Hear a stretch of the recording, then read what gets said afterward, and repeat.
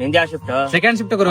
ನೀವೇನ್ ಮಾಡ್ತೀರಾ ಬಿಡ್ತೀರಾ ಗೊತ್ತಿಲ್ಲ, ನನಗೆ KTM ಬೈಕ್ ಬೇಕೇ ಬೇಕು. ಇವಾಗ ಗಾಡಿ ಕೊಡ್ಸೋ ಶಕ್ತಿ ನಮ್ತ ಇಲ್ಲ. ನೀವೇನಾರ ಬೈಕ್ ಓಡಿಸ್ಲಿಲ್ಲ ಅಂದ್ರೆ ನಮ್ಮ ಮನೆಗೆ ಬರಲ್ಲ. ಇಕ್ಕಮ್ಮ ಫೋನ್. ಅವ್ನ ಯಾಕೆ ಗುರು ಹಂಗಾಡ್ತಾವನೆ? ಯಾಕಣ ಏನಾಯ್ತು? ಇನ್ನೇನ್ ಗುರು, ಎಷ್ಟ್ ದಿವಸ ಅಂದ್ಬಿಟ್ಟು ಇದೇ ಗಾಡಿ ಓಡಿಸ್ಲಿ, 2 ವರ್ಷದಿಂದ ಹೊಸ ಗಾಡಿ ಕೊಡ್ಸ್ರಿ ಅಂತ ಕೇಳ್ತಾ ಇದೀನಿ.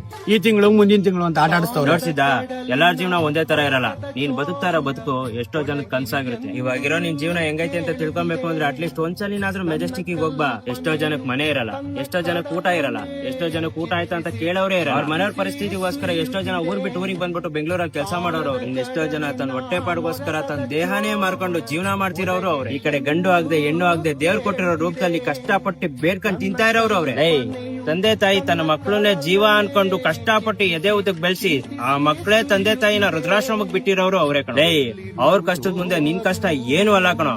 ಕಷ್ಟಪಟ್ಟು ದೊಡ್ಡದಿ ಗಾಡಿ ತಗೋ ಹುಡ್ಸಿರೋ ನಿಮ್ ತಂದೆ ತಾಯಿನೂ ಖುಷಿ ಪಡ್ತಾರೆ, ಆ ದೇವ್ರು ಮೆಚ್ತಾನೆ.